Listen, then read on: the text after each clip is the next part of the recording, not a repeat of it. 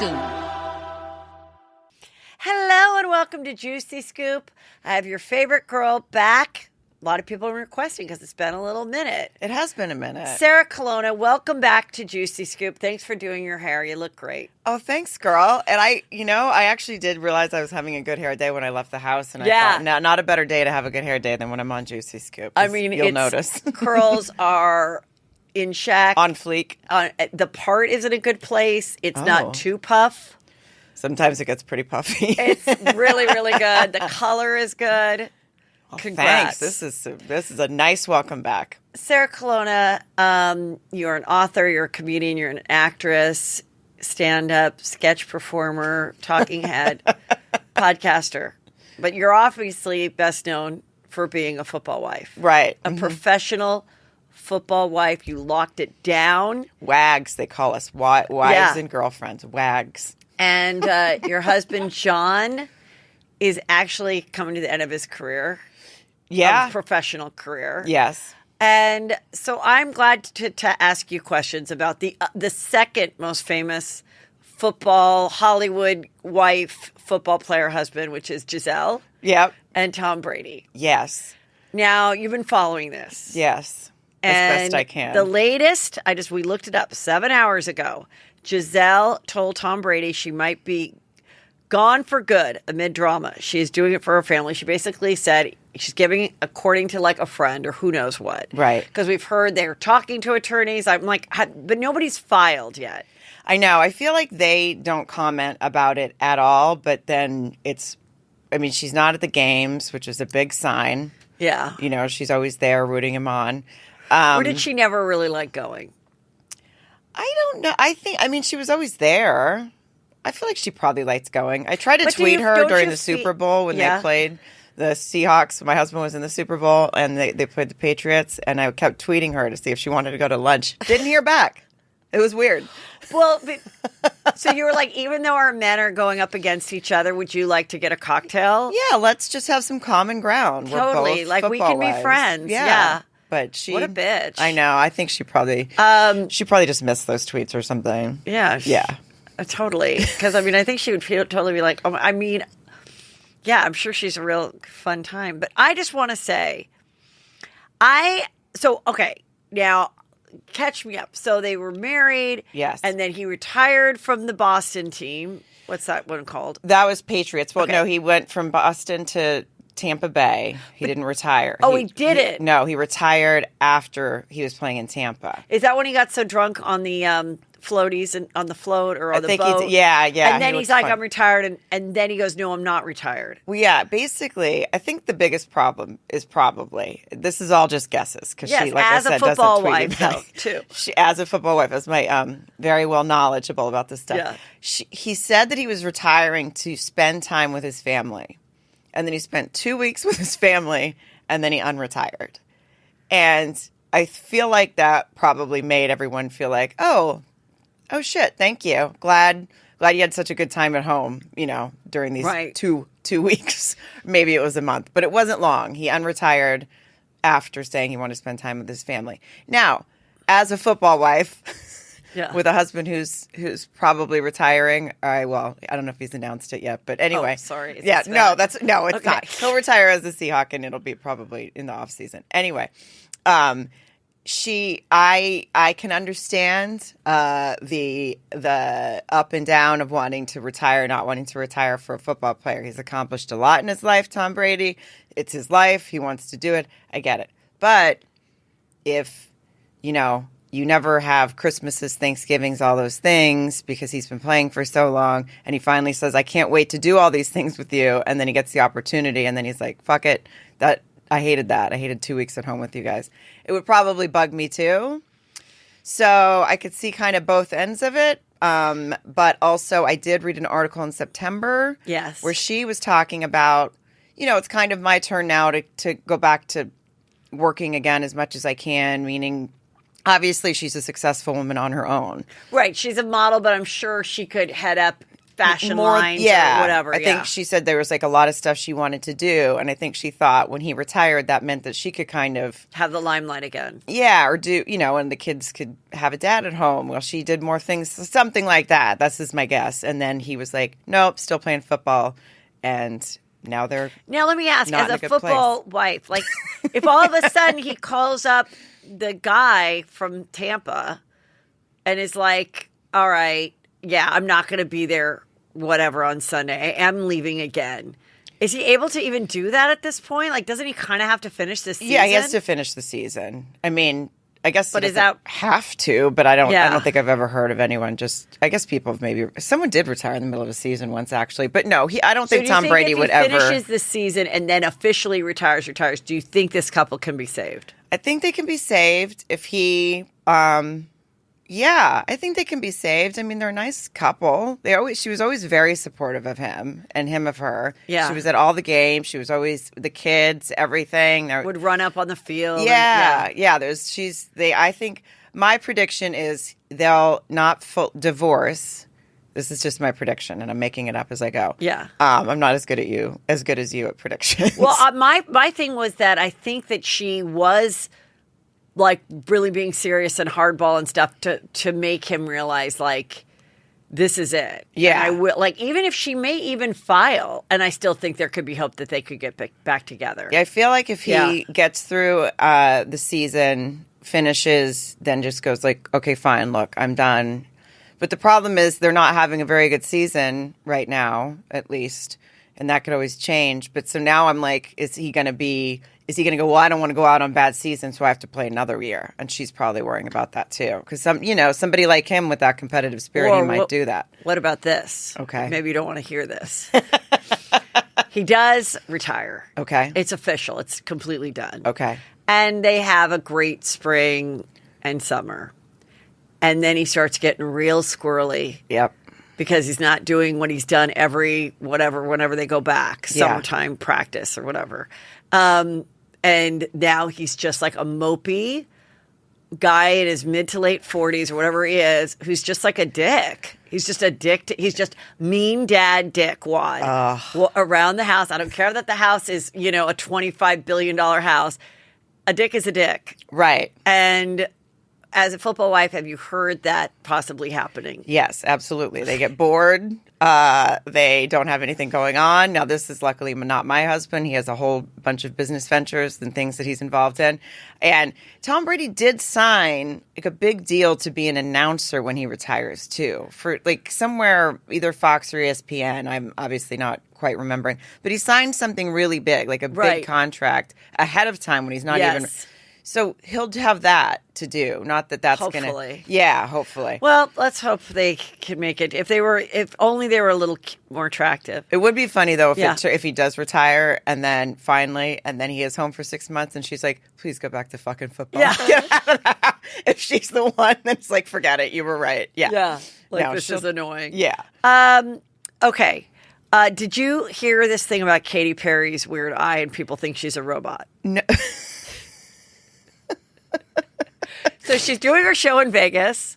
I think this was just like the other day, this past weekend, I guess maybe on Sunday or something. And it is, I just have a still of it here on the YouTube, but I saw it and it is like a weird robot kind of horror movie kind of thing where she's like standing there and obviously the fans got it and her eye just shuts like this. And then it's like, she's like, and she had to open it, and then it shuts again, and then she opens it again, and then it sticks. Yeah, Wait, there's been a lot of conspiracy theories that she is Jean Benet. Have you ever heard that one? People think that Jean Benet was switched at birth with Katy. I don't know that she is the real Jean Benet. Okay. That Jean Benet was logical. switched with someone else's body, and then they made her to be. A lot of people think, weird stuff about her. Like she kicked the nuns out of the house that she wanted, like in Los Feliz. Right. That, she was a super Christian girl, but then she did this song about I Kissed a Girl. So there's a lot of conspiracy theories about her that are really pretty ridiculous, right? Right. But this one, Okay, so now people has think she said anything about it yet? she has not. So people are like, did she like suffer a weird little stroke? Right. Did she have like a, I've had like a twitching eye like this. I can do it only my right. Right. I can twitch like, it's like, hi. I've had that, or I've had sometimes that like flutter and then you're like, I think I need a banana. It only has happened like a couple times. So, or they said, no, it was the glue of her mascara stuck. No way would that happen. That'd be that stuck. Not that stuck, I don't No, think, because I was thinking eyelashes first, but that looks pretty. And then they're like, what if she got those magnetic lashes and did the magnetic at the bottom? I don't believe that a professional makeup artist would do magnetic. That's magnetic lashes are what people do that can't do their own lashes. Okay. And it's kind of, I don't even know if anybody really does them anymore. So, I think it was. Your lashes look really good, Thanks. by the way. No problem. I don't know what it was. Or they're like, is she even a hologram? Like, I don't even know what this means. It looks like, I mean, it definitely looks like she's malfunctioning in some way. Like, oh, they actually put that on here. But I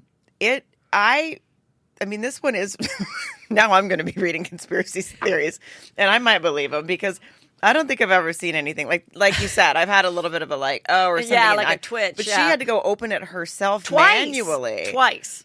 She like couldn't get up and stayed shut, and opened it again. Well, what, like, maybe a mini stroke? I mean, which is not funny, obviously. Well, but like, she continued with the show. Right, so that wouldn't be it. Her batteries are still working. I don't know. No, yeah, I feel like I obviously have no medical knowledge, so that's... I like to give advice to stars all the time, and someone said, God, you really give some good advice. I had some good advice for Lisa Rinna of Real Housewives the other day. I had some advice for James Corbin, which we'll get into. My advice for Katy is you've got to address it. Yeah. You got to look normal. You got to do like a video and just be like, you guys, and just say it was even... Just whatever it was. Listen, I have a weird eye thing. If you were in bed that night and your robot was doing the performance and like you don't want the world to know that it was a robot, just do the eye thing like I did and go, look, this happens sometimes. I need some more potassium. And also I felt like we were using different lashes and it got a little stuck. Just say it. Yeah, she does need to address it because... It's like a Twilight Zone. It is like a Twilight Zone. Like where you see like the doll in the back, like she's like...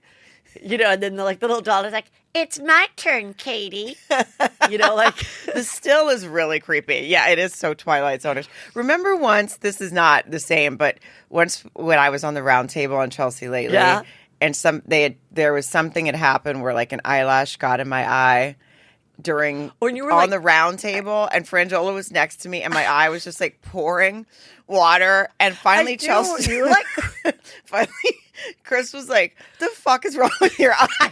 And I was like, I think my eyelash or something. I mean, and our makeup artist, I think it was horrified, obviously. But I had to address it right away on the round table. Exactly. I'm just saying, as the big star that you are, yes. You had to be like, I'm not a clone. I'm not John Bonet. You could be John Bonet. I might be. Big blonde hair. Yeah, we don't know. So James Corden, everything that's going on with him. Yes. He finally took everyone's advice, mine included, and on Monday night went and addressed it on his show. What did he say? He, in a nutshell, he basically, said, look, I didn't say sorry in the beginning until my dad was like, you really have to say you're sorry because I didn't think I did anything wrong. I went to the restaurant back a few years ago and there was a hair in my plate. And, I said, hey, there's a hair in the plate. They gave us drinks, whatever. Recently, I went back and we had a discussion with the waiter that my wife is severely allergic to certain foods. The food came 3 different times and the food was what she was allergic to. So we all know that she got this egg yolk omelet, which I thought was so weird. But I guess what he's saying is that she's allergic to egg whites. So if there's any egg white in the omelet, at this point I'd be like, why don't you just kill eggs out of your diet? But whatever. Yes. Then that's what he's saying. So that's why then he goes, and then I did say something rude. I said I should go back. By the 3rd time, he goes, I should just go back in the kitchen and cook it myself. However, I did not get up. I did not scream. But did I say a rude comment that was mean to a waiter? I was a waiter at one time. Yes. So I profusely apologize. I love Balthazar. So that's this whole thing. And that's the story. But what now? Okay, so, but Balthazar, right? That's the name of the restaurant. they said that he apologized, right? Like pretty quickly after they posted about it. And then they said that was fine. But then since then, so he thought it was fine. Right. Since then, though, people, myself included, I talked about it on my show because he didn't do like a real apology to like, he should have put something on his show. Right, or so they just said he apologized to them. And then people found when he was an asshole 6 years ago, there was a Reddit thread. Right. There was another one where he was an asshole screaming at someone, all alleged. But witnesses came out that saw him be really rude on a plane to his own wife and child. Like things all. So there were all these stories that came out. And then from there, he was like, oh, I guess I have to really address it. But in addressing it, he was like, I still wasn't that bad. Like, I still, like, but the food comes wrong 3 times, like, I'm not going to be happy. But that was the part with the restaurant that confused me, was like they accepted this apology, but then he went and was like, no, I didn't really apologize because I didn't really do anything wrong. So did the restaurant say like, well, then you're rebanned? No, he said... He went and did a New York Times article, and they're like, we're so glad that you're still doing this article. He's like, why? I'm totally zen about it. It's like ridiculous. Who cares? And then people were like, oh, you are a dick. And then they talked about it all weekend long. Okay. So then finally by Monday, he's like, I need to profusely apologize again. But like in the writer's room, he was like, oh, motherfucker. Like, God, shut up. Like, I've brought so much publicity to Balthazar. Fine. Let me profusely apologize. I mean, he should have done a Jimmy Kimmel and cried. He should have cried. And I will say, and I do understand if you're allergic to something and it comes wrong 3 times, it can be frustrating. But you have to remember that the lady bringing it to your table or the guy bringing it to your table or whatever didn't cook it. Right. So... not that you should go back in this kitchen and scream either, but like it's already just a tough enough job, probably in New York at a trendy restaurant, to deal with people and their attitudes. And so just maybe you just have to go, you know what? I'm just going to do a waffle today. I'm just going to have a waffle. You know how like certain restaurants, I noticed first happening in Mexico a lot, and like every Mexican restaurant, before you even go past the hostess, she's like, okay, table for 2, any allergies? Yeah. Any allergies? And I'm like, I don't know if that's like a legal thing that they ask now, so that if you do have like a cardiac arrest, like they do it a lot in Mexico. You didn't have allergies, but like I feel like they do it here too in California. But they're starting to do it more now. Yeah, probably to avoid James Corden screaming at them. They're probably all. I just realized that waffles probably have eggs in it too, so maybe she can't have that either. But. Yeah, I don't know. I think that probably people are going into Balthazar now asking for the James Corden freakout table. Yeah, and I want the egg yolk omelet. I mean, I kind of wonder why the guy wrote about it after like this amount of time. I know, it kind of came out of nowhere because it didn't just happen again, right? He was referring to... No, it did. It happened October or like 11th or something. Oh, okay. I thought he was talking about more. And then it must have gotten to him, and then the guy probably just hit him on the wrong day, and he's like, fuck this dick. But like... But it does help us. Like, if it wasn't intentional, it did help because I feel like one of those places is still happening hip, but it's one of those places that's been around for a while. Yeah. So it's not like probably the hottest spot, and this gave it like a little bit of a and people want to go support it and be extra nice and be like, I went to Balthazar and I was super nice to the waitresses. I went to Balthazar. I had not only hair, I had a complete half of a ponytail in my hair, in my spaghetti, and I just pushed it aside. I ate it, and I was like, that was so delicious. Somebody left their ponytail in it, but I'm completely fine with that. Like, not a problem. And tipped 30%. Yeah, and my son, who's allergic to cashews, he is in the ER, but we decided to finish our meal and leave you a tip. Because I do not want anyone to say I complained. Yeah. I mean, it is tough in that situation to be famous and be wanting to say, like, hey, you got this wrong 3 times. I mean, there is a little bit of that. But also, I kind of feel like he's probably a little bit of a dick. You know what I just realized about you, Sarah? When we go eat and you're not happy, you do complain, but only to us. Right. You're like, no, it's just like, like, this is not right. And then the lady comes over and you're like, hi, can I? That's true. I just take it out on my friends. We're suffering. It's like driving in the car with Peter, like where he's just yelling at people on the road the whole time. I'm like, I don't know what that person's doing. Like, why am I suffering of this person 4 cars ahead of us? I don't know. Imagine what it's like to be my husband. Imagine what it's like to be John. He deals with this on a daily basis. And he's going to be dealing with it a lot more now that he can't escape. He's probably going to unretire next week. But so there you go. The girl that had the beer thrown on her, I guess, got to do her stand-up, which is great, on Jimmy Kimmel Live. And you know, it's fine. I mean, that's what I predicted. Yeah, that's what I predicted. I thought she handled it great. But I did also have a viral video doing stand-up in which I passed out and fell in the back of my head. You didn't, and you didn't go on Jimmy Kimmel Live. I have yet to do stand-up on late night. Like real late You've night. never done stand-up on late night? I've done it like on, I think there was like a Nick at Night thing I did, but never like an actual like Tonight Show, anything like that. No, I have never ever been asked, never done it.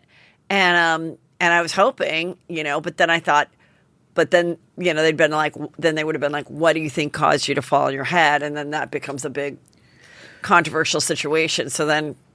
When's your next show? My next show's a live Juicy Scoop. So it's like, I guess, in Texas, I guess if you can hire someone to chuck something at me in Houston. Well, I have a lot of miles. I can fly myself. And because I want to make sure you don't get hurt in the process. Okay. I'll put on a good wig so nobody will know it's me. I'll change my walk. Right. And I'll walk up and I'll throw a martini in your face. Fresh, a little classier than a beer. With olives in it, though, and a toothpick. So it's like, oh, that was dangerous. And also, I hate olives. So it's like an allergic, but I'm not really allergic. I just don't like it. But it's like, just she say hated you're allergic. Olives. Yeah. Yeah, allergic to olive juice. There was a toothpick in it. It was very dangerous. And then just wait for the calls to come in. Do you imagine if we did that whole thing, but then like Annie's phone wasn't working and she didn't record it? Someone would in the audience. Someone would catch it. Good. I think the Hopefully. club would have cameras, or the theater or whatever would have cameras. Yeah. I feel like we've all had, and this is awful. Like nobody should be throwing. No, I saw the video. I'm happy for her. Yeah, I think it's great. That they reached out and were like, you get to, you know, we want to have you. I think she reached out to them, which was smart. Oh, and she handled it well, though. Yeah. She handled it well on stage too. But people are kind of awful in the audiences sometimes. I mean, I feel like if we could have reached out to talk shows in the past. Yeah. On our Chelsea Lately days with rowdy drunk crowds. Right. You know? And I mean, there's still rowdy drunk crowds everywhere you go. But I don't think I had a beer can thrown at me, but I'm just going to. What's the worst thing? A knife. No, not really. I don't think anyone's ever thrown anything at me. But I did have a girl stand up and punch a bouncer in the middle of my set. Like, she was in the front row. I mean, obviously. Why? Because they were trying to get her to leave? Yeah, because she was wasted and she wouldn't stop screaming during the show. Oh. And she, you know, doing the thing where they think that they're having a one-on-one conversation with you during the whole show. And it was very disruptive. It was in Florida at the Hard Rock Casino. And then, so the bouncer tries to go over and just say, like, okay, you got to go, right? Like, this is disruptive. She stands up and punches him in the face. Did he get her? Like, did she do a good job? She punched him pretty hard, but then he didn't know what to do because he's this big bouncer guy that even though he just got punched in the face, he doesn't want to, manhandle her. And so they like had to get her out of there. So it became even more of a scene. And I had 5 minutes left in my set. I was about to get off stage, and I just had to keep going after that because I was like, we're not ending on this note. Yeah. So where's mine?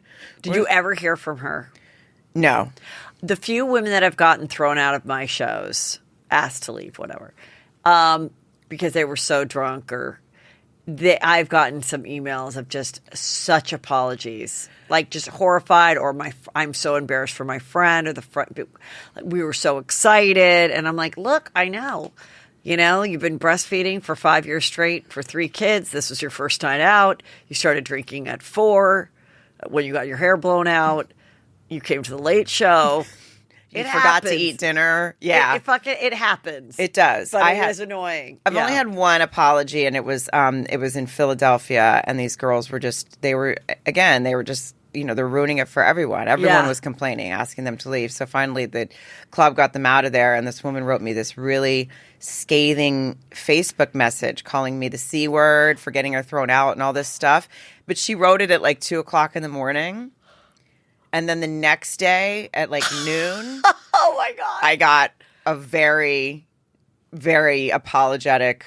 I can't believe I even wrote that to you. I can't believe, I was horrible. And obviously I was still drunk when I wrote the first thing. I mean, it was a real roller coaster because I woke up, got, both messages basically at the same time. I went from getting called the C word to like. Did you write her back? No. Imagine if you wrote her back and you didn't hear back for 28 days and she's like, just got out of rehab. Like, you were the reason I got sober because that was the rock bottom. Yeah. Yeah. It was almost like getting, like drunk text from an ex or something is what it felt like. So I don't think I ended up writing her back because I felt like I had been through enough. Well, good for her. Yeah. Okay, I have to follow up on a story I told on Tuesday. Okay. Okay, this is a TikTok girl that worked this all out. I told this story on Tuesday that was going around in the internet and TikTok that Kylie Jenner's baby daddy boyfriend, Travis Scott, supposedly there's this girl named Young Sweet Roe who has been in and out of his life and with him for supposedly 10 years. Okay. And she came forward and then he was like, what do you do? Who is this? He wrote something like, there's people on the internet saying something that I'm with this girl and it's not true, something. And everyone's like, no, it is true. Look at all this evidence that this girl has shared throughout the years. When he's skiing, she's skiing. When he's at a casino, she's at the same casino. And all these people that followed it. So this girl on TikTok, I just saw it yesterday that it appears that this girl, Young Sweet Roe, did make it all up. Oh, really? She did make it all up. And this one photo of her with this guy from 2013 that looks from the side just like Travis Scott, to say I've been seeing him on and off for almost 10 years. The sleuths realized, well, in 2013, Travis Scott already had his neck tattoo, and this guy doesn't. So then they found this other guy that kind of is in her circle, and they're like, this is the guy. It was never Travis Scott. And then how did she get to Kanye's Sunday services if Travis Scott didn't invite her?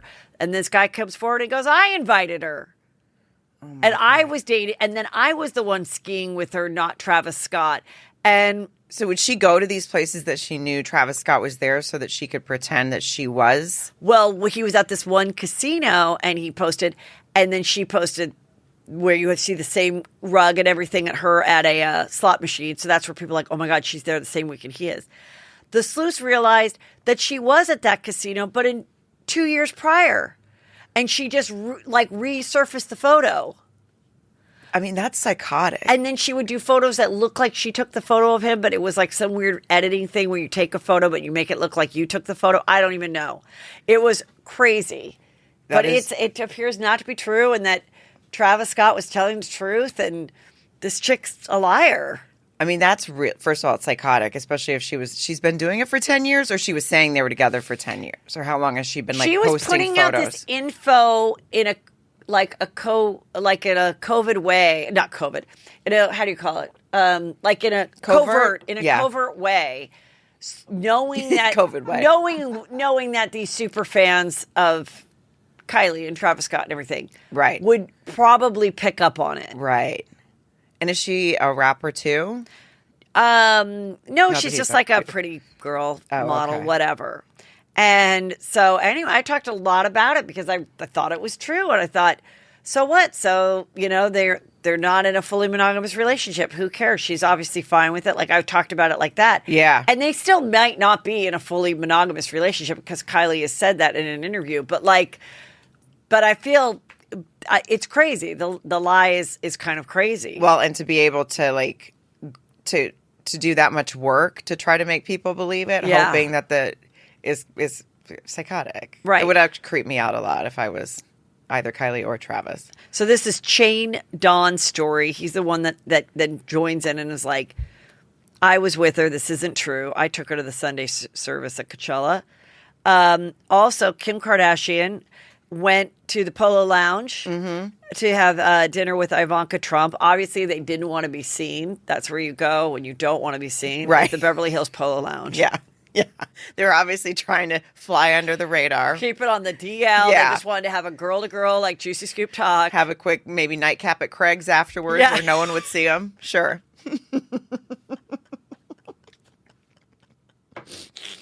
Yeah, absolutely.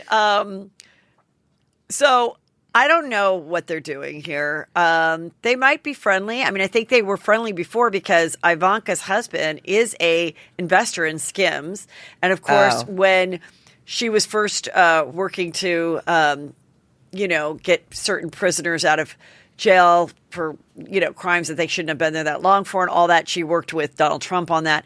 So. And then, of course, with everything that's been going on with Kanye and his anti-Semitic remarks. But I think she's just trying to show that, they might actually really have a friendship. But obviously, she wanted people to know they went out. Otherwise, you just come up to my hotel room and we'll get room service. Right, exactly. Yeah. I had read that they had also had dinner or something before, like a couple years ago. Yeah, I mean, they probably are kind of friendly. But, okay, so there was that. And then, now this is juicy. Now, this is another crazy story about this girl. This is another, weird TikTok story. There's this girl. This is why TikTok is kind of awesome. I know. There's this girl, Ava Louise, who I went on her page after this. She's 660,000 followers, whatever. And she's kind of funny, and she's really kind of honest about all her plastic surgery. She's shows her nose job, and it was this was, Kylie's face was my inspiration to get my plastic surgery. And she kind of has some funny stuff. This boy really pissed me off. So I threw a frozen turkey on his car. And to this day, my mom has no idea where that turkey went that Thanksgiving. And she's just kind of weird. Anyway, she's got the lips and the face, and she's pretty attractive now. So she tells the story of how Black China and she were DMing and said, let's do a OnlyFans collab. She says, I went to Black China's house, which is right up the street from here, and it's gated. And I got there at 4 a.m., and Black China was so weird, and she made me go in the bathroom with her, and she was trying on clothes in front of me. She made me sit in the bathroom when she took a dump. And then she was drank a whole thing of tequila. And then she said, you can't leave until after Dream wakes up and leaves at 9:45. Then I'm going to really go hard on your ass at 10. And this whole weird story. And she shares go this hard on your ass, in what way? We don't know. Okay. It was so weird. So then she shows the only proof she has from the house is that she has she took a photo that was in Black China's house, supposedly saying, this is not a hotel. Clean up after yourself. Don't leave towels on the floor. One of these little things. Do not light candles ever. Clean up after yourself, including smoking and ashes. Ask China in advance before bringing people to the house. Ask to do live, if you're going to go via social media live, make sure you ask before you do it. So that was the only proof that she was maybe there. So then, which she could have gotten from somewhere else, of course. Maybe. Right. So then Black China's legal team, according to TMZ, is taking aim at the credibility, and they say it's part of a pattern of menacing, outrageous conduct to increase Ava's social media platform. And she also had previously, this Ava girl, admitted to doing false rumors about Kanye West and also hooking up with YouTube beauty guru Jeffree Star. So she just kind of goes on TikTok and tells these crazy stories. Okay. So Black China did send a cease and desist to her. But she has also lied and said, I've received cease and desist from Kris Jenner.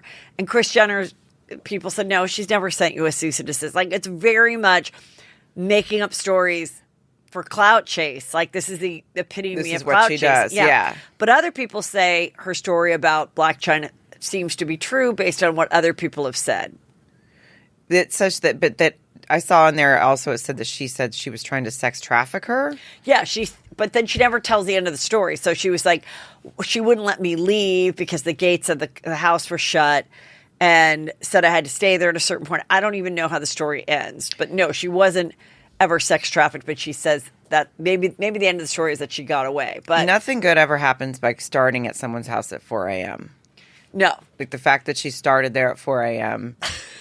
is already, if she really did go, you're already couldn't we just meet at 7? Yeah. Yeah. Or could we, let's meet at 11. Let's do a whole OnlyFans in the day. I don't know. But I was telling Annie, I go, I'm watching all these TikTok videos and stuff. And I think that it's so believable with details. You could lie so easily. And so then I just made up a lie about something, and she was like, I totally believe it. Like, just give me a celebrity and a scenario, and I'm going to make up a lie and see how believable it sounds. Okay. George Clooney. Okay. And the Polo Lounge. Okay. All right, story time. The year was 2006. I remember this because my kids at the time were spending the summer with my mother-in-law in San Diego, so I was free to go out. So my friend flaked, and I was so upset. And I'm like, I'm just going to get a drink at the Polo Lounge anyway. And it was a Wednesday in June. And I went in there, and George Clooney was there. And I was like, my heart was kind of fluttering. And so I went up to the bar to order my drink versus sitting down because I wanted to, like, just get a good look at him. Mm-hmm. And I said, I'm going to have a Cosmo. That was like a really popular drink at the time. And he made a little comment like, oh, that's what all the pretty girls are drinking. And I'm like, oh my God, stop it. And we I start drinking and we start talking, and he was there to just meet. He's like, I don't live here, but I have some meetings. And obviously, I'm like, okay, I know who you are. I watched Facts of Life, which then we laughed about because obviously he wasn't famous for that. Anyway, he was like so funny and nice. And then this other guy comes up and is clearly gay. And he's like, hey, bitch, where'd you get those shoes? And we start talking. And then he starts talking to George. And then George is like, I'm staying here. Why don't you guys come up and have drinks upstairs? So I'm like, I don't care that I'm married. Like, I'm not going to fuck him, but this story is so good. So we go upstairs, and I start getting really drunk. And this is like, Uber doesn't exist yet. And I'm like, I have to get home. So I, like, have a couple Diet Cokes from the mini fridge. And at this point, George and the other guy are just, like, in a bedroom. And I'm like, I'm going to leave. And I forgot that I gave that guy my phone number, the gay guy. And the next day, he's like, bitch, I'm still in George's bed. I know that you can't respond on TikTok verbally, so I'm sorry, trying to be quiet. But you're gonna have to watch. So you're gonna have to like for part 2. I mean, first of all, that was a good story. But I mean, now I'm gonna spread that rumor tomorrow. But like, no, but you're right. I mean, it is kind of dangerous that people can just like, and you say it so compelling, and it's like, well, why would I lie about this? And it was this year, and like, you give all those details, and right. Like the Adam Levine thing, although that's the... By the way, that is all a lie made up. Yeah. Don't come after me, Amal. But it is crazy. And it is and there's no... If you just put together... You can just put together a year. Even if you... Like, you could go online and find out that George Clooney did, in fact, stay at the Polo Lounge in 2006 and then create your story off of that. Oh, we're just giving people... Now we're giving people ideas. Yeah. Leave George Clooney alone. He doesn't You're right. Because it's true. Like, everything, you're right. You just, type up Us Weekly 2006, George Clooney, Beverly Hills. Yeah. And I'm sure there's some article about him being there that you now can collect the dates and create some whole weird story. Right. We are giving people ideas. Yeah. Don't do it, kids. Don't try this at home. That's what has supposedly happened with the Richard Gere gerbil story. That just ran like wildfire. For those that don't know, I remember where I was when I first heard it. My friend goes, my dad's a doctor. This is how it started. Okay. My dad's a doctor, and he just told me that Richard Gere was brought into the hospital because a gerbil got stuck up his asshole. And it went crazy, and this is before like internet or anything. This was like 1994 or something. And in the end, from what I recall, it was like 2 guys started the rumor after they felt that they were blown off by Richard Gere and Cindy Crawford at a restaurant. And they just started it. They were like, this will be... They were the original TikTokers. And it did... I know. And if they had TikTok, imagine it now. Yeah. Do you remember the joke that went around after that? No, what was it? Why can't gerbils drive? Why? Because they can't get out of gear. I don't know why I remember that.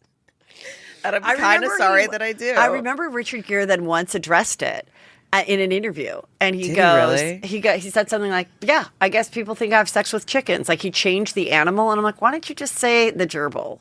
Yeah, because now you're confusing us. Now we're like, is there another story about a chicken? Like, whatever. Like, how do you get a chicken in your asshole? Yeah, it's a pig. Yeah, yeah. So anyway, there you go with that.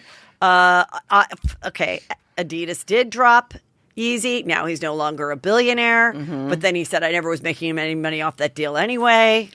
Who knows? I mean, he did. I thought he said that he was making a bunch of money off of them and that they couldn't drop him. But obviously that's when they were like, finally they did. But yeah. So that makes him no longer a billionaire is what they're claiming. I guess it was a $300 million deal. So now without that, he's no longer in the billionaire numbers or whatever. I think he'll be okay. Yeah. But I mean, what I think will happen is all these people dumped him and he'll just start his own thing. Yeah. Well, he won't have these collabs, but he'll like take a breather and then he'll come up with more stuff later and enough people will still buy it. Yeah. Unfortunately, he still has people that would buy it. But he has I didn't really realize what it was, but his sports company. Yeah. It's like, I think it's not sports management, but maybe it manages athletes for other things, but people have started leaving that too. Oh, okay. A couple of big name athletes yesterday, of course, that I can't remember their names. John Ryan? Yeah, John Ryan and me. we were his top power couple. And right above we're out. Giselle and Tom. Yeah, I wanted to save the breaking news for you, but we left. Oh, okay. Good for you. Yeah. Good for you. Not putting up with that. Apparently, Kim Kardashian and Pete Davidson have remained in contact. This is a funny story. Okay, so I got a DM from a Juicy Scooper that said, fellow Valley girl, you mentioned Bo Derek on the pod. I live on a long street in Woodland Hills. So my dad never wanted to go with us trick-or-treating on Halloween. One Halloween in the late 1970s, a friend called him and suddenly he wants to go with us and drags us to a house in our neighborhood. And Bo Derek is there passing out autographed pics of her from the movie 10. Full nips, braided hair. All of us kids waited in line for the pics with all of the dads and received no candy. First of all, that's amazing. It's the greatest story. So it's like, they're like, Dad, why don't you go trick-or-treating? He's like, no. And then some other dad calls him and is like, fucking get down to the cul-de-sac. Like Bo Derek's down here handing out photos. Signed, like a photo of this from 1979 of her. Because we talked about how she's still dating the actor John Corbett, who plays Aiden. Or they're married or whatever. Oh, They've really? been together forever, yeah. Well, don't you think she should have handed out a candy bar for the kid? Like it said no candy. I feel like if you're going to be handing that out for Halloween, which is great, like people, you're super famous, everyone's going to be excited to get your photo, but there's going to be some kid being like, I don't give a shit about that photo. Where's my candy bar? I think she lived in the neighborhood, and I think she never bought any candy, and people were knocking on the door, and she was like, you know what? I have this, and like gave it to one dad. Or one dad was like, oh my God, I'm such a fan. And she's like, I'm so sorry I don't have any candy. And she goes, well, let me sign something for you. Then that dad told the other dads. Oh, and then everybody was going. Because I remember there would be those houses that you go to where the people forgot to get candy. And then they would just give you like a little bit of money or like a pen. Like, you remember there'd be like, now people would just like shut the door and like be like, whatever, I didn't participate. Like, I can't not give like the proper candy, but I want you to hand out Juicy Scoop, like something with Juicy Scoop on it to just to kids. Yeah, the straws. Yeah, or not mugs. That's like a lot of work, but just something small this Halloween. Hand out like a straw to a kid and just look at the disappointment in their eyes when they realize that it's not edible. Right. It's a pink straw and you can put it in the dishwasher. It's a Juicy Scoop straw. And they'll be like, oh, is it candy? No. That you know what, guys? You could be the talk of the neighborhood if you do something a little off like that. I think it's kind of genius. I remember I saw something recently and I thought this was so cute. And there was a kid, this girl's told a story, probably on TikTok, that her boyfriend went to go get something, more candy. And he texted her and he's like, there's a kid coming up the street and he's dressed as one of the Thomas the Train characters, but he's not Thomas. He's like Henry. And he's crying to his dad that nobody knows that he's Henry. So then when he came to the door of the girlfriend opened the door, she's like, oh my God, you're Henry. And it like made him so happy. Oh. And I just think that's so cute. Yeah, that's nice. Isn't that cute? Okay. Okay, so this, again, is going viral. Someone pulled a clip from, I don't know, maybe 8 years ago on Wendy Williams that Neil Patrick Harris was on the show And at this point, he's married to his husband and everything. And he's talking to Wendy Williams. And she's like, do you have a crush? And he goes, well, my husband knows who my crush is. And it's Joe Jonas. And he had been for a really long time. But it really wasn't appropriate to say that he was my crush up until just recently, now that he's over 18. Nick Jonas, or was it Nick? I don't think it really matters. Yes, it doesn't Nick matter. Jonas. I know. The point of it is that people were like, oh my God, and then other people were like, look, he didn't say anything wrong, but he basically said at the time he was 42, and at the time Nick Jonas was 22. And he's like, for many years, I've been. So basically he was saying when I was 30. And No, because they wouldn't have been around. It was like, no, when I was 40 and these kids were 16, I was hot for him. Oh. That's what he's saying. But he said it 8 years ago on Wendy Williams? I don't know how many years ago. Just a little while ago. When he was 42, now he's like 50. So, yeah. I know. I'm just always like, why do people wait 8 years to get mad about shit? Just because somebody comes across it or someone remembers it and looks it up and is like, this would make a great video. Right. Yeah, I mean, not the greatest comment to make. Look, it's probably true. He was probably attracted to a singing 17-year-old boy. Right. He probably was. He's a gay guy. He probably was. He shouldn't have said it on the show. He didn't think about it. Everyone thought it would be cute. Right. Well, I mean, that's like if a woman being like, oh my God, Justin Bieber was, I used to think he was hot. And then you put the 8 years together and you're like, oh, I thought that was a little young. I mean, I never did, just to be clear. You don't remember what we did with Justin Bieber? Well, wait, what? Was it at the Polo Lounge? No, we did a bit with him. I like to say it now, get ahead of it, so it's not a disgusting TikTok that it's going to come on my For You page.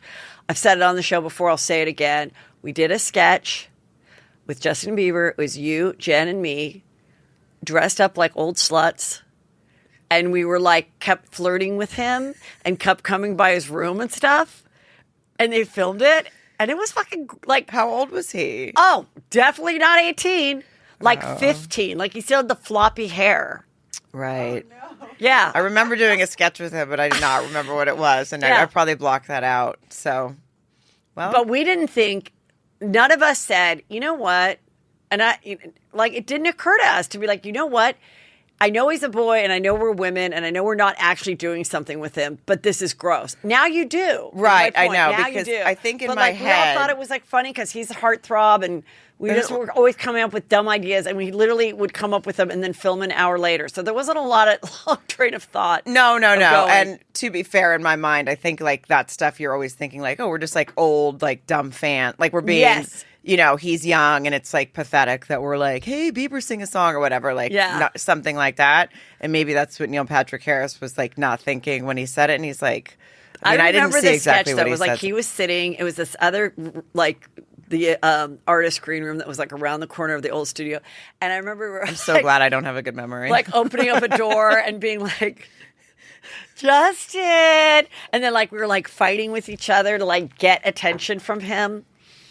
And I think I wore like a red dress. Anyway. Well, sorry, that'll Haley. come up. Sorry, Haley. Sorry. Yeah, sorry, everybody.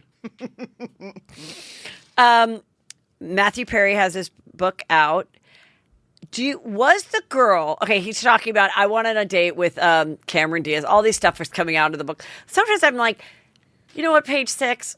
The guy would like to sell some books. Yeah. Maybe you don't do 4 articles a day telling us about anything of any interest in his book. Right, because now you're not going to have to read. Now no one's going to buy it. This is not that good of a story, but he went on a date with Cameron Diaz. He says she got so stoned, and then they went to someone's house, and they were playing Pictionary. And she meant to hit him on the shoulder, but she accidentally hit his face pretty hard. Not that great of a story. But when I was watching it, I was remember there was the girl at Chelsea lately that worked, I think she was like a Chelsea assistant or something. And she was like secretly dating Matthew Perry. Do you remember that? Or she told us that? No. Is this when we were doing the Justin Bieber sketch? This was the one that we believed was going to the bathroom and not flushing. Oh, yes. And she was like seeing Matthew Perry. Like she totally said that. Right. Now I do remember that. And anyway, that was what inspired the storyline of our After Lately about who is this person that's not is taking a dump and not flushing in Right. the women's bathroom.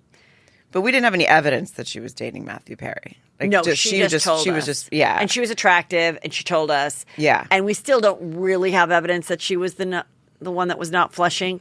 The evidence was there was a sticky in the toilet, Right. with a airline information for Chelsea. Right. And she was Like she would have been the one writing it she was down. going to book. Yeah. And it fell out of her pocket when she went. And left And then, it. then didn't. But anyway, Matthew, I'd like to hear about that. I hope that there's a chapter about that girl. I know. Well, I hope but what there's if a that's chapter how we in his find book out? about how he dated a girl who didn't flush. Oh my God. All these years later, we'd finally have real closure. Because we never knew. No. And you know what? If anyone's going to tell that story, it would be Matthew Perry. He would be like, I dated this girl for a while. Yeah. I can't even remember her name, but I do remember that she never flushed the toilet when she came over. I mean, that's juicier than Cameron Diaz getting high and accidentally hitting you in the face while you play Pictionary. I know. If that's the best story in his book, then I mean, Page Six has to do a better job of helping him promote it because that's nobody. He also said he dated Julia Roberts, and the whole time he was like, couldn't enjoy himself because he's like, when is she going to break up with me? I certainly don't deserve this girl. Oh, which I kind of agree with, but whatever. I was watching The Holiday the other day at night. Oh, with Cameron Diaz. Yeah, because I do. That's a nice movie, and it always comes on this time of year. And it's like kind of crazy how she just retired. Cameron? Yeah.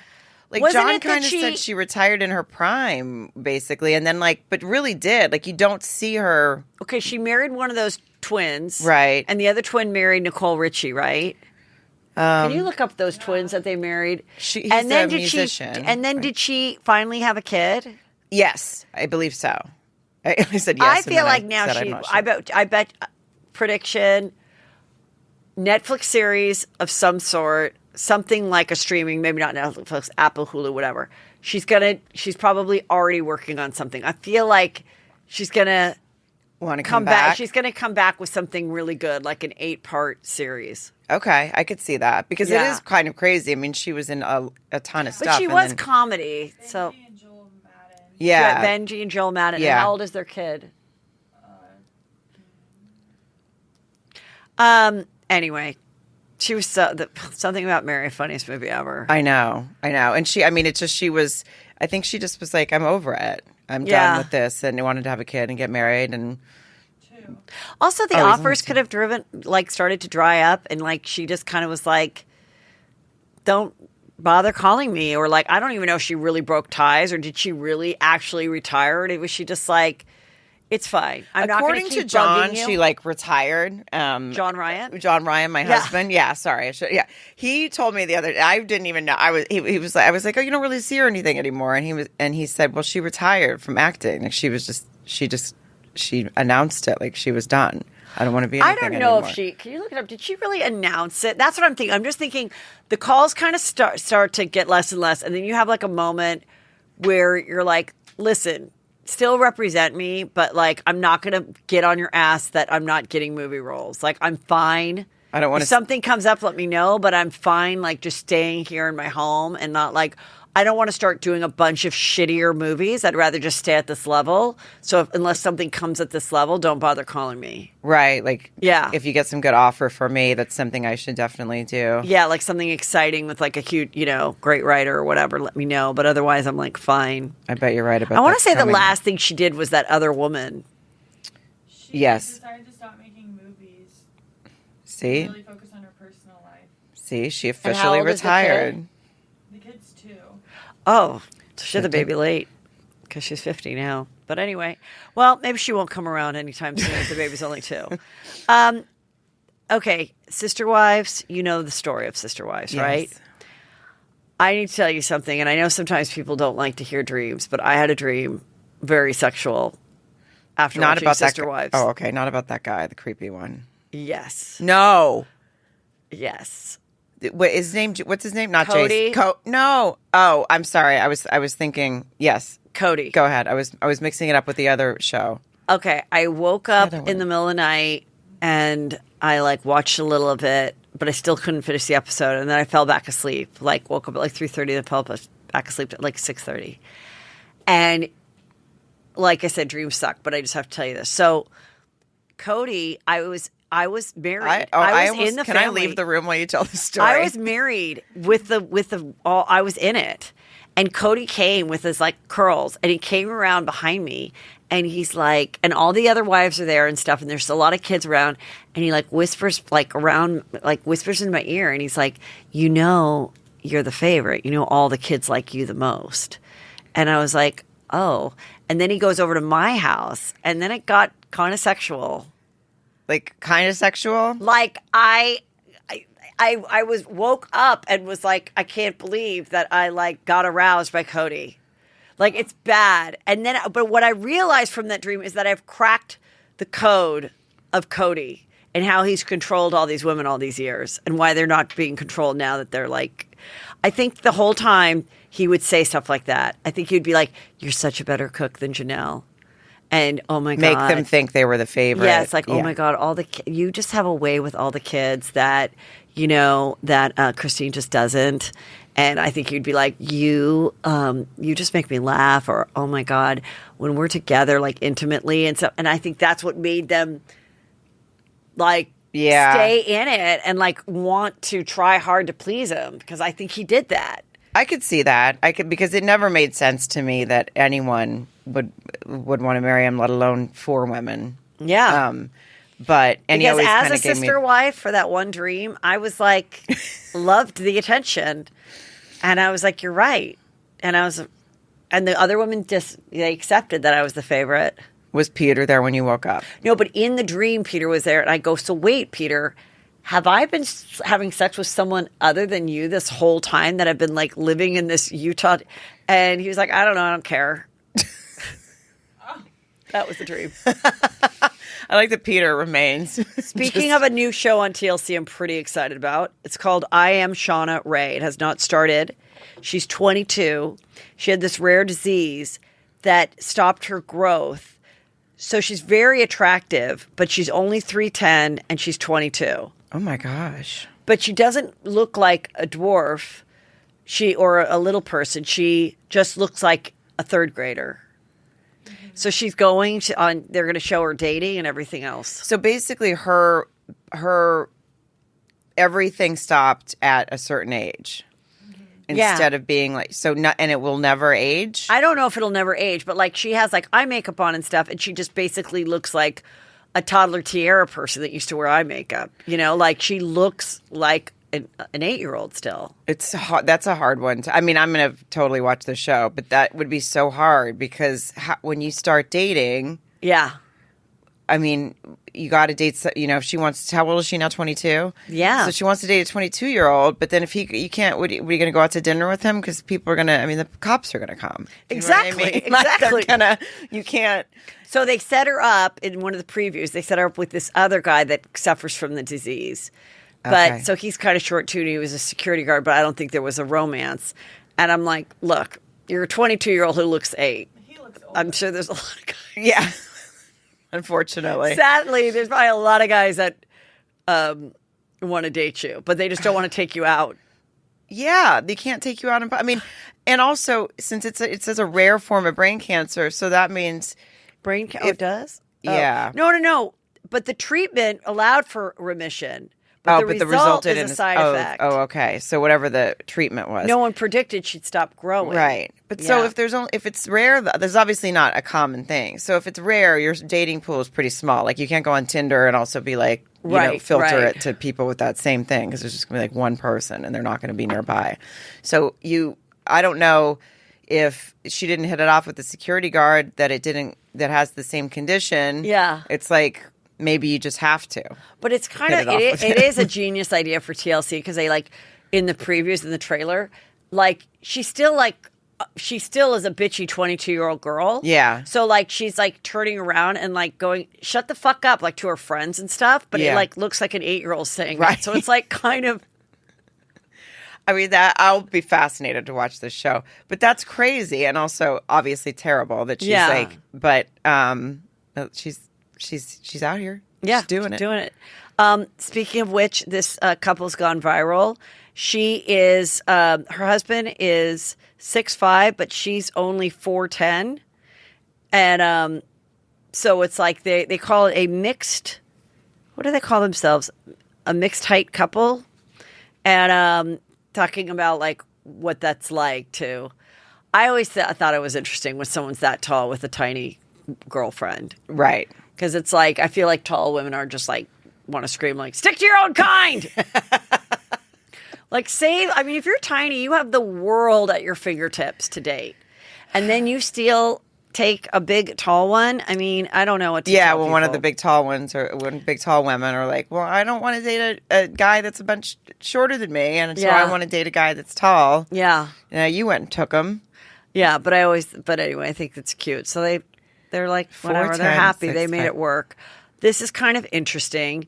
So this girl is Christina, and she was on Flip or Flop with her husband. Oh, yeah. Then they got divorced, and he remarried Heather Ray from Selling Sunset, and she got married to this other guy and had a little boy named Hudson.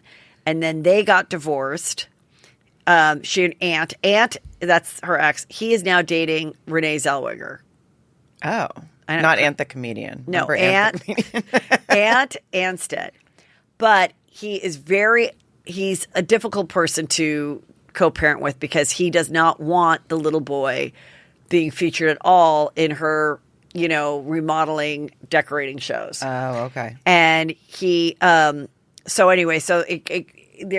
he posts this article about how this psychiatrist says kids on reality shows, how it could have devastating effects on them lifelong and everything. And then she reposted like, what are you doing? This is less work than if they were actually like on a sitcom and the child's only with me for 1 hour a day filming. Like, why are you trying to say this? And it's always been something I've talked about, like, but I've also talked about like the fact that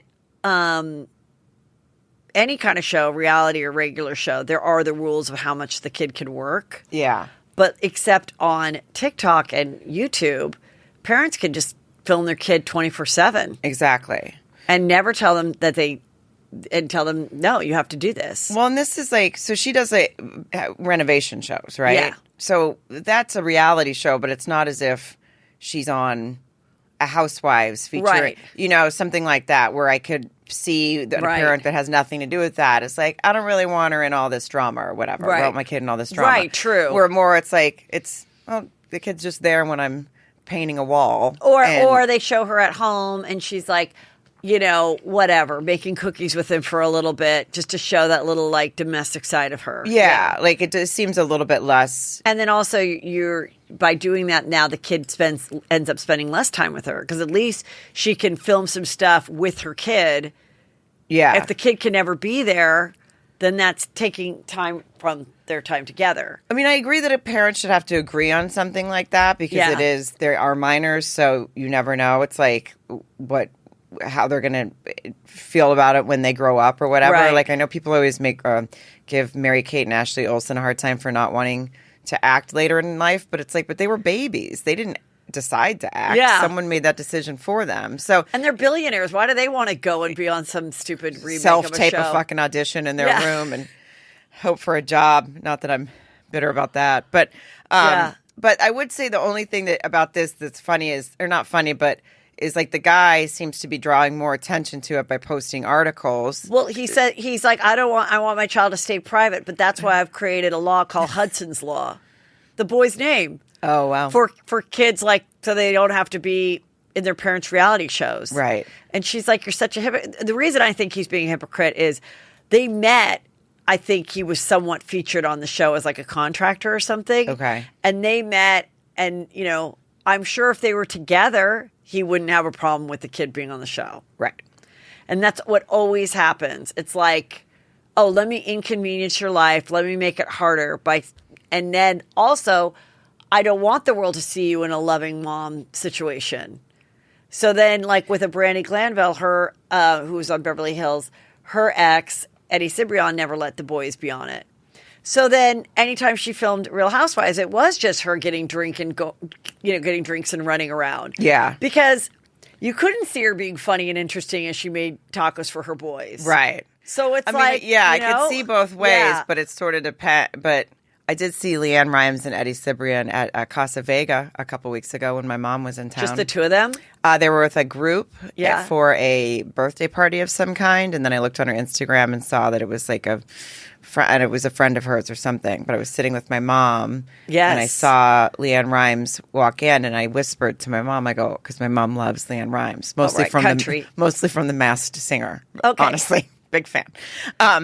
And in comes Leanne Rimes, and I said to my mom, I go, "There's Leanne Rimes," and Leanne Rimes is here, like as loud as she can. Did she And say hi? No, she totally should have. I know. I don't know that I for think sure at she this heard her, point, but I don't know how think she Leanne could not. would be very happy. I know. I know. I to probably. be approached by like a nice woman I who's feel like if she was sitting by herself before anyone else got there, Yeah. I might have been like, "My mom's a big fan." Come, But it was a big group of people, so that didn't seem Yeah. appropriate. But I'm sure she heard my mom scream her name at the top of her lungs. Yeah. That was a fun story. Sorry. No, that is good. No, I Didn't like go anywhere. it. Well, no, wait. So, okay, there's this other kid that I follow, and I think it's a lot of the mom telling him what to say. Oh, okay. It's okay. He's very cute. He dances, and he like says sassy things, and he's kind of blowing up. So I saw this one on TikTok last night, and it felt so scripted. It was like the mom takes the camera and she goes, "Why don't you want to go to school today?" And he goes, "I don't. I want to just sing and go get my nails done and go to the salon and go to the fiance concert." Meaning Beyonce, but like mispronounce it. But he's a little old to be mispronouncing it. Right. So I was like, oh, so everyone's like, love it. He's so cute. That's me. That's my spirit animal, blah, blah, blah. And then I came across this one that said, honestly, tell me if this is scripted or not. Did you guys coach him in the car? And then someone said, he is coached every waking minute. It's so obvious. It's his mom who wants to be noticed. She just uses him to do it. I just feel like in the beginning it was natural and now it's more of a planned vids and script, I agree with that because Totally. I feel like, and I mean, I haven't seen this particular one, but you see that all the time, right? Where someone will be driving and they'll say something and the kid will say, says the F word or something. Right. And everyone acts all surprised, and then 2 videos later, they're doing the same thing, but like in longer sentences. And all of a sudden you're like, all right, was the first one even real? Or were you, acting like, coaching him and then go, this will be hilarious on TikTok. One time he said the F word in the house, so now we're going to make him say it while I'm driving and doing this. And it's like, I just think people with that, they constantly have like a fucking phone in their kid's face. Like, Yeah. stop it. Yeah. Get a real job. Like, what is wrong with you? what about Hudson's Law? I know. Maybe that's why. That's why I kind of was like, I kind of see it all. Like, because it's like, but I see it all. Like, there was that one girl, there was like this one kid that you just know that the girl was being fed all the lines. Like, it was too like, let me tell you about my day. Oh, And, yeah. I was shook. And I was like, why are you doing that? And I was like, oh, come on. And it's cut in half. So it's like literally the mom is saying, and now shake your head and go, oh, because she know what she's talking about. Like, and it's literally, it's Shirley Temple. It's like you are basically doing what they did to Shirley Temple, and you're putting like adult things for her to say, looking like a little cute kid to get like these views. And hoping some like either it goes sponsor or someone will offer a movie role. Yeah, or just viral, and then you get enough, you get enough following that you're like, and then it's like, well, who do you think, really you have like 18 million followers for a 6-year-old girl. Do you think all 18 million of those are just other moms that think your daughter's cute? Yeah. Or is it fucking creep? Yeah, creep? it gets creepy. Yeah. Yeah, like it's just like, I don't know. But I was kind of excited to see this comment because I'm like, someone am I called the only it out. one that sees this? I'm not going to write it. But like, and I still think you need a kid, TikTok burner account so you can go on and still comment think what the kid you want. is like naturally talented. I just am like the sassy lines and stuff is annoying because I've seen it where the kid is like, okay, I'm done. And like, it's still on the video. Right. Like, it's like, oh yeah. Okay, I'm done. Yeah. Like, totally. And you see it, you're like, whoa. Like, Yeah. you should have cut that a little bit closer because we just saw how like, Are we sick of being and making you do like 20 takes? yeah, as a and how kid? you're like just 3 more and then you get your sweet tart or whatever, Anyway, so that was kind of juicy. Taylor Swift. I saw this where this girl talks about how Taylor Swift, everyone hated her in high school. And then she was getting some award and she invited like all these people that hadn't talked to her since she like made it. And they went and then the girl, they realized like, oh, this was her ultimate fuck you. She actually invited the high school grade or whatever to come see her get this award to be like first they thought it was really sweet. Right. And they're like, it's so nice that she invited us because we all hated her guts. Like, all right, let's go. And then they realized, no, that was her ultimate, like. You know what? Good for her. I loved it. Yeah. If I'd love to invite, there's some people I'd like to invite to some things. Just tell them to watch Juicy Scoop and be like, I fucking made it. There you go. Exactly. Okay. Oh, also they said that she was holding her people are making a big deal that she was holding her pen wrong in one of her videos. Like in the wrong hand or just I think in a weird... wait, where is that hand? I mean, here like it is. in a weird way? Yeah. Oh. That's a weird way to write. But you know what? When I was younger, I was holding it wrong for a long time. And then I was in my classroom and this lady like came to observe the class and she looked down at me and she was like, these kids don't even know how to hold a pen right. And I remember thinking, that is kind of embarrassing. I guess I have to do it the right way. But now I'm trying to figure out how you're supposed to hold it.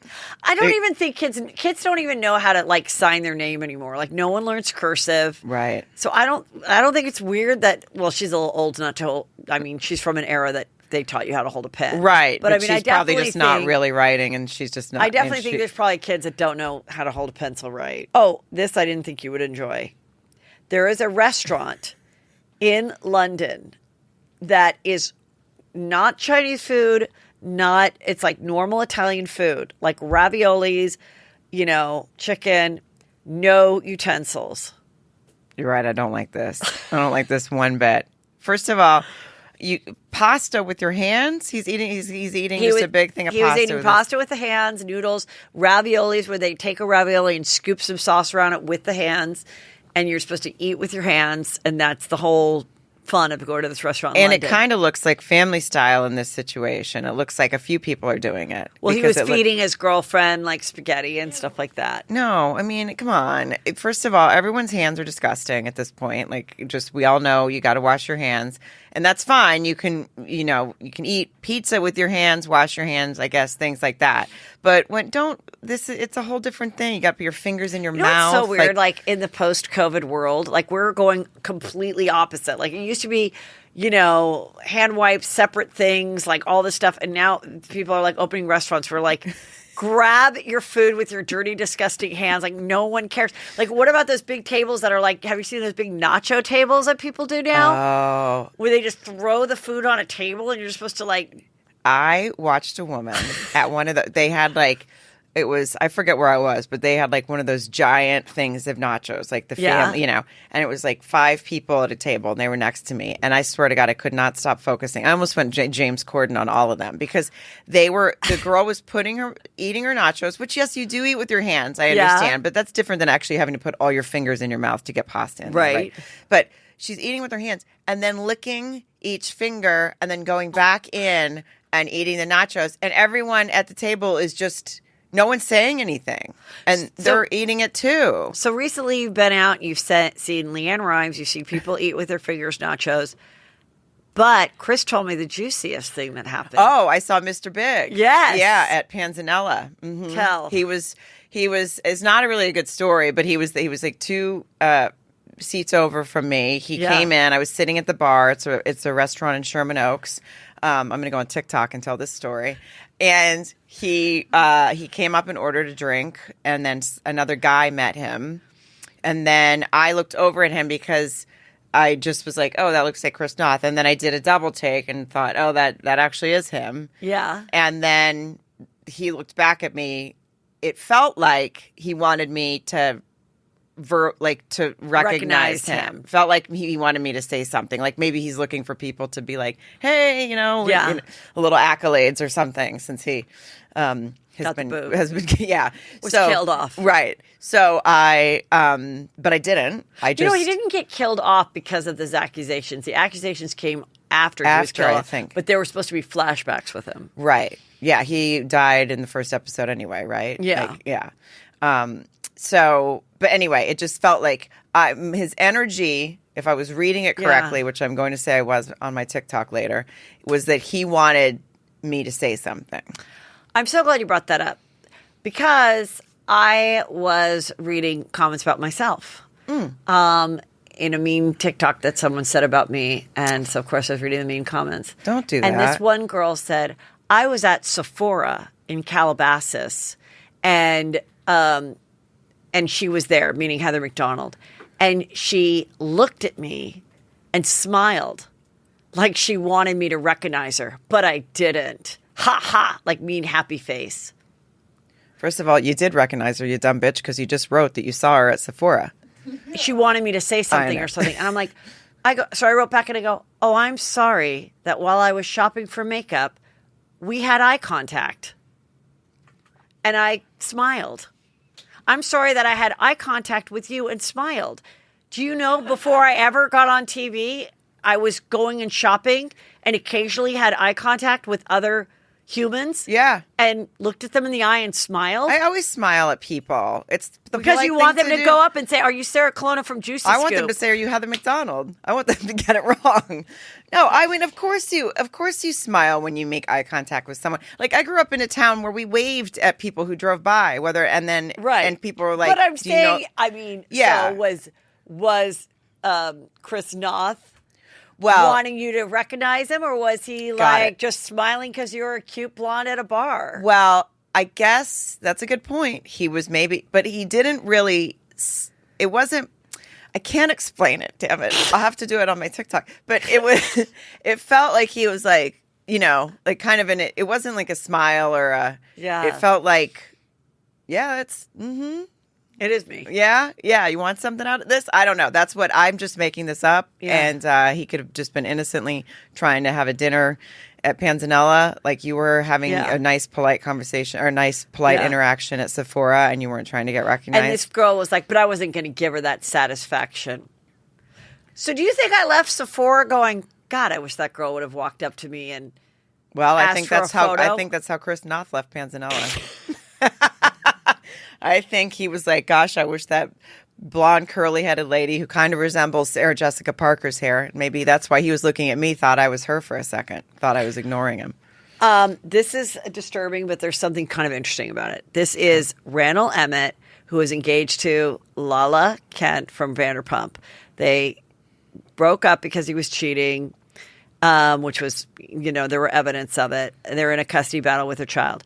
This girl, Amber, how do you say her name? Childers? Amber? Childers. She was in You, the show's You on Netflix. She's an actress. She has 2 children with him and was married and divorced from him. She just filed to get a restraining order, which they have they're going to hear her case November 14th against Randall.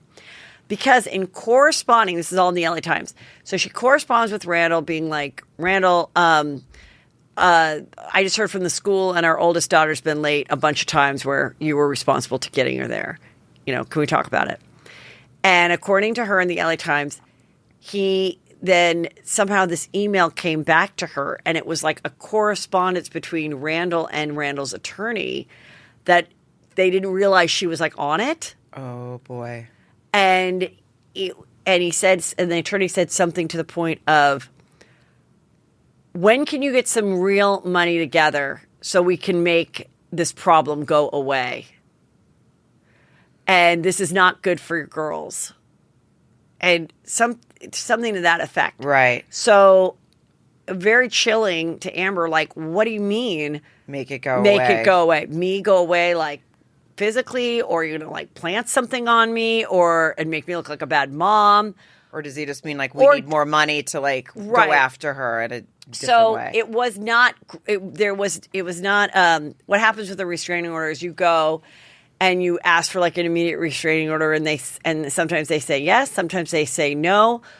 There is not enough here in your complaint, but we'll have a hearing about it. Sometimes they do a temporary one, which then right away you get it, and then you still go back a couple weeks later, where then the person can defend themselves, saying, "I don't want a restraining order against me," because having a restraining order against you, it isn't good. Right. So it's like you don't really want that on your record. Because sometimes I was like, what do people care? Just stay away from her, whatever.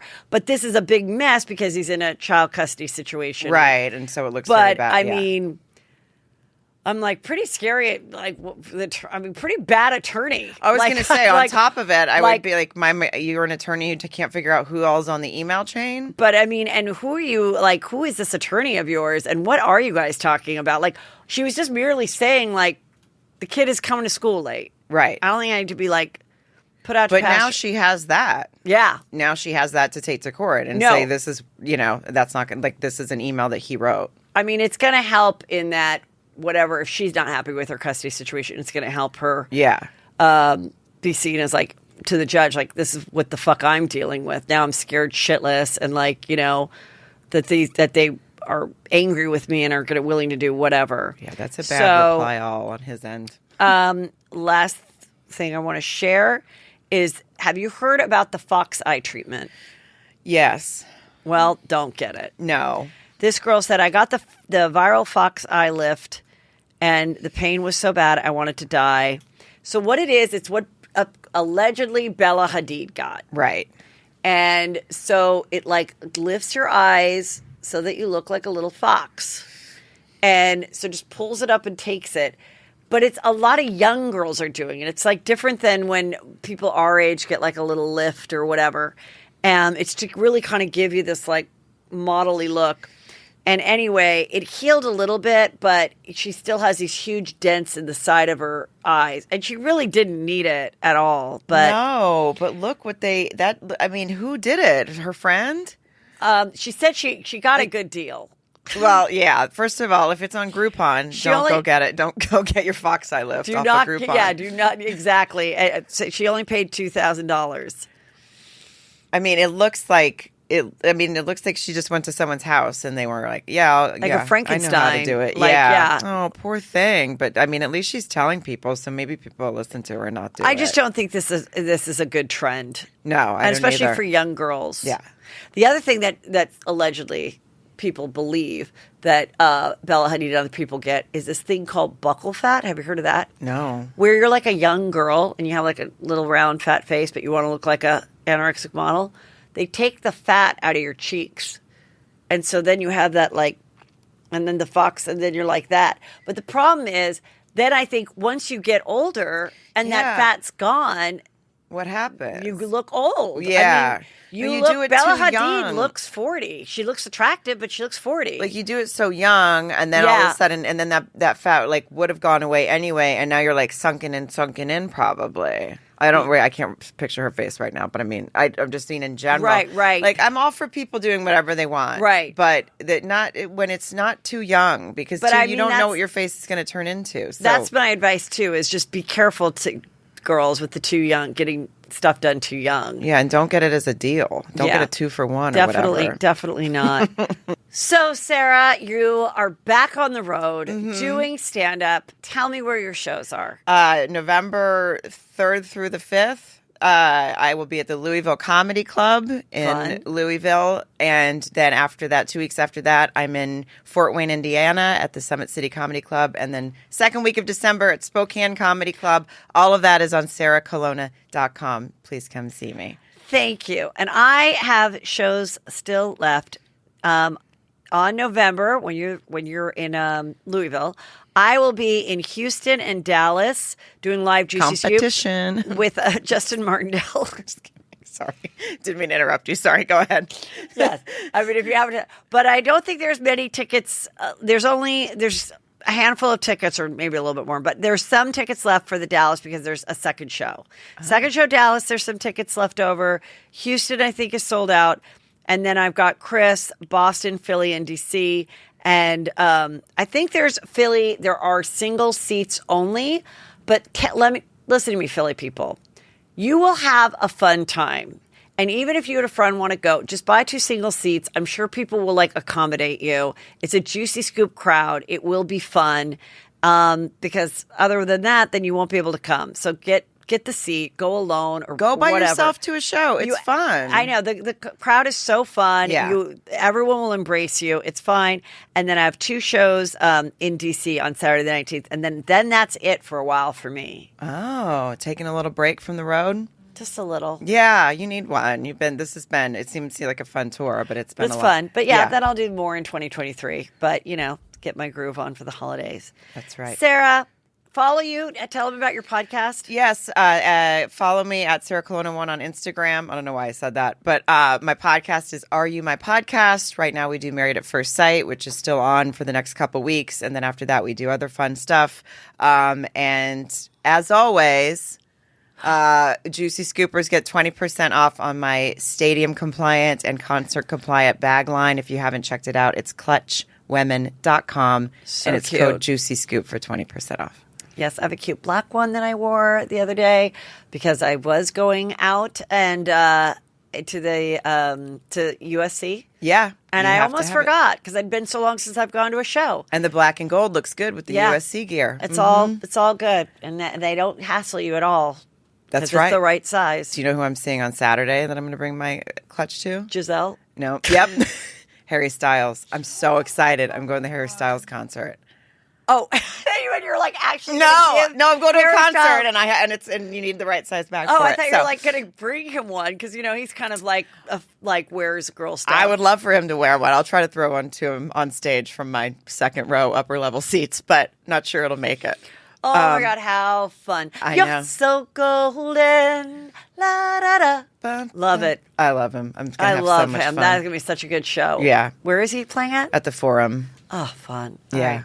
Are you going with Chris? No, I'm going with my husband. Oh, thank God. Yeah.